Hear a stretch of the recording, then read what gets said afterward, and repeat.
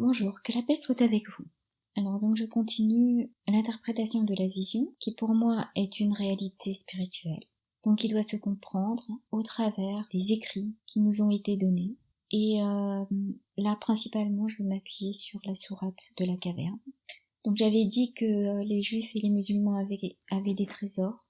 Et donc on retrouve cette mention au verset 82. Donc il parle d'un mur au-dessous duquel il y a un trésor qui appartient à 2 garçons orphelins de la ville. Et leur père était un homme vertueux. Donc cela, à mon avis, fait référence à Isaac et Ismaël, qui étaient les enfants d'Abraham. Ton Seigneur a donc voulu que tous deux atteignent leur maturité et qu'ils extraient eux-mêmes leur trésor par une miséricorde de ton Seigneur.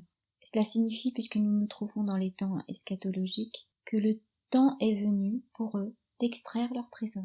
Comprenne qui pourra.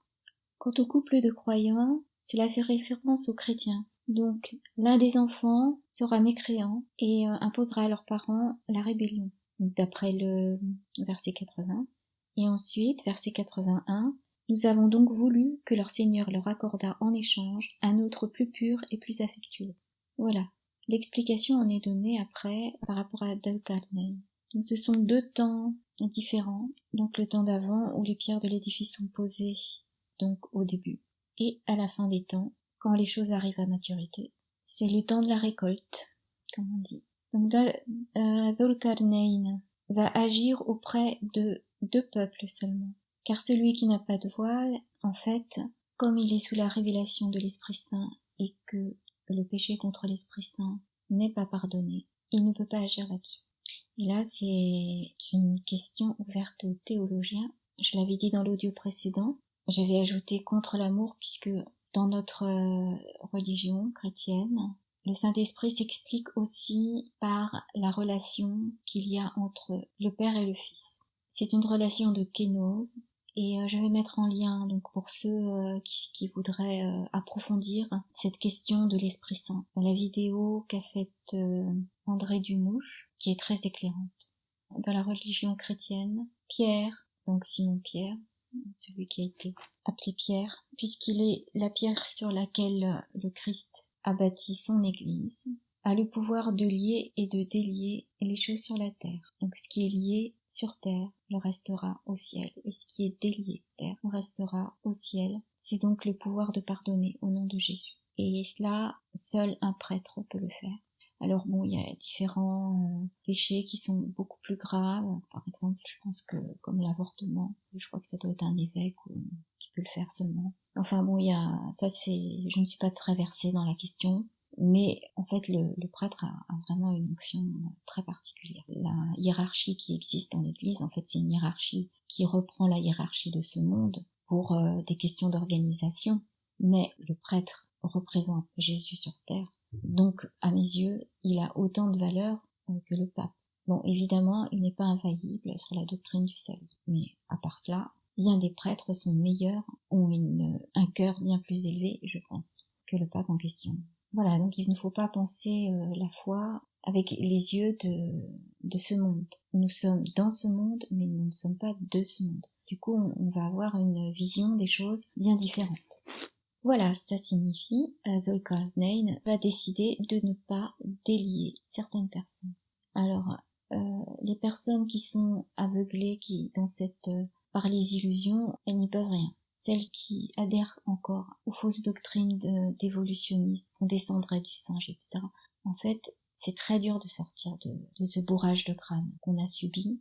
Moi aussi je l'ai subi, moi aussi je l'ai cru, donc je ne jetterai pas la pierre à ceux qui diraient par exemple, oui, c'est n'importe quoi, vivre 900 ans, donc ça doit être une autre mesure, mesurer différemment, mais voilà. Qui ne croit pas parce qu'il juge en fonction de la raison qui nous est donnée, qui est limitée.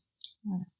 En revanche, ceux qui ont la foi, donc qui croient vraiment, et qui font de bonnes œuvres, seront très largement récompensés. Quant au 3e peuple, il va les aider, et en faisant un alliage de fer et de cuivre.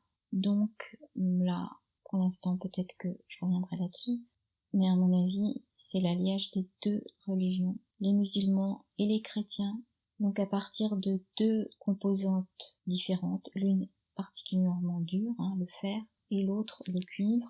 Cela va donner un alliage qui va permettre de faire une construction solide qui pourra protéger les Juifs. Pourquoi protéger les Juifs? Alors, il rajoute ensuite, c'est une miséricorde de la part de mon Seigneur, mais lorsque la promesse de mon Seigneur viendra, il le nivellera. Et la promesse de mon Seigneur est vérité. Voilà. La promesse de mon Seigneur, c'est la venue de Jésus. Donc, ce sera le temps qui sera imparti aux Juifs de reconnaître Jésus. C'est-à-dire que les chrétiens, musulmans et juifs formeront ensemble le nouveau temple spirituel de Dieu. Bon, à ce stade-là, on parle de Gog et Magog, et il faudrait que je m'y penche. Pour l'instant, je ne l'ai pas fait. Les temps seront différents et seront très très resserrés, parce que quand je regarde l'Apocalypse, oui, il faut que je fasse une comparaison. Voilà. Il est très important de donner toute sa foi en Dieu. Et pour cela, je vais vous lire un passage qui vous donneront une idée de la manière dont le Mahdi va procéder. Enfin, pas procéder parce que Dieu ne se répète pas. C'est toujours une création. C'est juste une idée, mais ce sera totalement différent. Donc, Yahvé choisit un homme et une armée qui ne sont pas du tout à la hauteur physiquement, qui ne sont pas en nombre. Pourquoi fait-il ça? Et donc je lis au chapitre 7, verset 2 du livre des Juges. Alors Yahvé dit à Gédéon, le peuple qui est avec toi est trop nombreux pour que je livre Madian entre ses mains. Israël pourrait en tirer gloire, mais dépend, et dire c'est ma propre main qui m'a délivré. Voilà. En fait, là c'est la fin des temps. Il faut vraiment que les hommes reconnaissent qu'ils ne peuvent rien sans Dieu, qu'ils s'unissent. Et ça c'est important, c'est capital. C'est la condition de la victoire contre Satan. Donc, ne pas être orgueilleux, passer un préalable. Dire aux gens sortez avec les uns, ça c'est de l'orgueil. Ils ne pourront pas. Les forces adverses sont trop fortes. Il faut d'abord demander à Dieu. Et c'est Dieu qui décide de la manière dont ça va se dérouler. Et voilà comment se déroule la bataille. Bon, je ne vais pas lire les versets qui précèdent, mais pour que ce ne soit pas long, mais qui explique déjà la première partie de la préparation. Donc je lis à partir du verset 19. Gédéon et les 100 hommes qui l'accompagnaient arrivèrent à l'extrémité du camp au début de la veille de la minuit. Comme on venait de placer les sentinelles, ils sonnèrent du corps et brisèrent les cruches qu'ils avaient à la main. Alors les 3 groupes sonnèrent du corps et brisèrent leurs cruches. De la main gauche, ils saisirent les torches et de la droite les corps pour en sonner. Et ils crièrent « Épée pour Yahvé et pour Gédéon !» Et ils se tinrent immobiles, chacun à sa place autour du camp. Tout le camp alors s'agita, et poussant des cris, les Madianites prirent la fuite. Pendant que les 300 sonnaient du corps, Yahvé fit que dans tout le camp, chacun tournait l'épée contre son camarade. Tous s'enfuirent.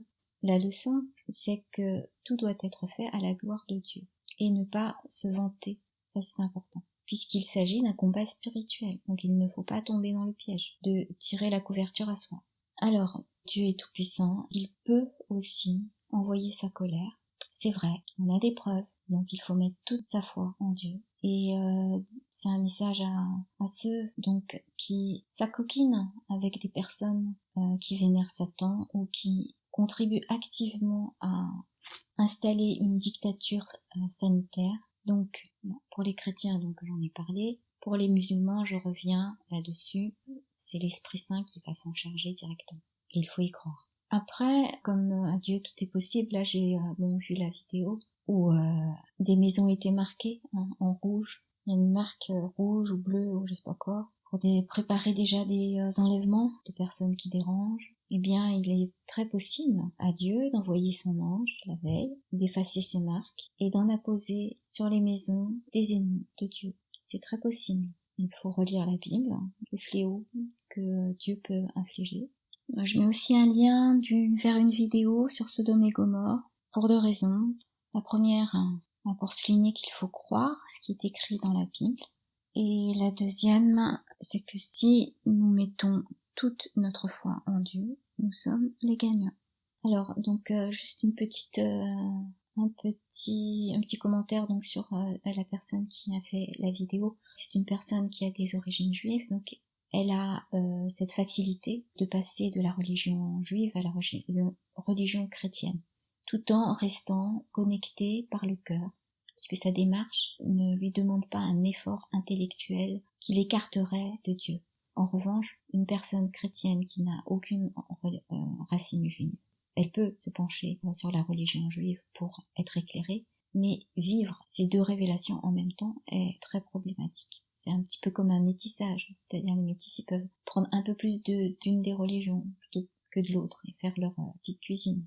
Dans une famille, s'il y a des métis, il y en aura toujours un qui prendra plus une part de l'une que de l'autre, puisqu'on est limité. Donc il faut avoir conscience de ces limites. Il vaut mieux être en toute humilité dans une seule religion, mais avec une ouverture d'esprit pour les deux autres. Alors bon, les chrétiens en plus, nous avons une grande ouverture d'esprit puisque nous prions l'Esprit Saint et nous prions notre Père et nous avons Jésus. Donc nous reconnaissons le Dieu d'Abraham et nous prions l'Esprit Saint et l'interprétation que j'ai donnée n'est pas l'interprétation évidemment de la foi catholique.